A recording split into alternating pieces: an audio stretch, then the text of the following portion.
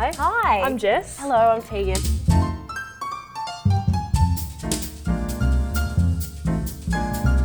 So you're into sports, the sports. I am into the sports. Any particulars? I really love boxing, but there's not as much space to write about it in this country because people aren't as into boxing. So football, probably mostly AFL. But that said, tennis won me over last year, so I'm looking forward to the It just gets me. It's the same thing. Same thing every time. Where did boxing come from? Like, why an interest in boxing? I just ask because it's not that common, I suppose. It's not. I grew up and occasionally I'd be shown things like Rocky. So I always had this like, ooh, this is interesting. And then what would it be now? About 3 years ago when putting together my first solo show, I decided to have a pro rules boxing match.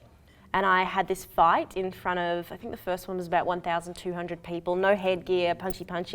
And I had a fight and I lost badly. Wow. Yeah, I had black eye, blood nose. And then for some stupid reason, I went back and did it again the next year and I won. And now I'm never doing it again. No, because you've won. I've won, I don't need to go back. No. Hi guys. Yeah, you bow out while you're on top. Yeah. Oh, that's awesome. It was interesting. I learnt an awful lot about myself. Being though somebody who's mostly surrounded by artists and creative people most of the time, it was good going into a boxing gym where you went, oh, that's right. They don't give a fuck about what I do. No. And not many people do, and they don't care about films or trailers or anything like that. They care about their car.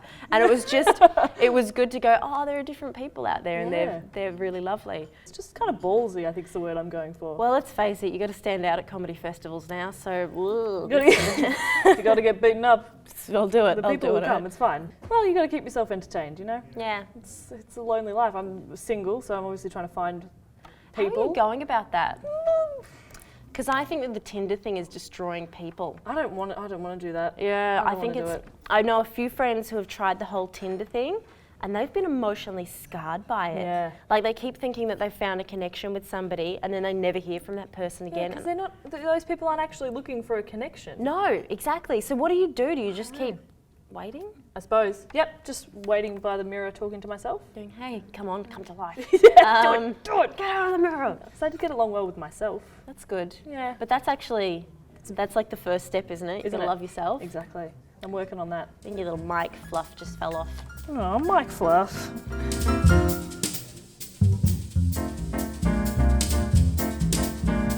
Well, maybe we're the same because I feel like I peaked at 18 because I had like passion and drive. And Yes. I just wanted to create things, you know. Like I did drama and photography. How did you go on what did you do for your 12 performance piece? It was Python-esque comedy. It was called The Prisoner. It was set in Nice. the French Revolution. Great. Got a perfect You score. actually got to do Python-esque comedy. Yes.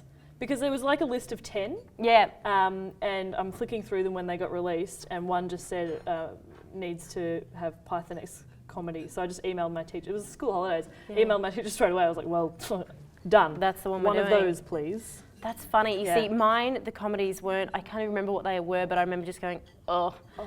So I put together this piece that was a Shakespeare character from one play auditioning to be the character from another Shakespeare play.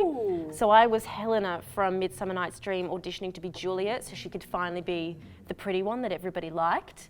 And it went down well, but I would have loved to have done a comedy piece. Yeah.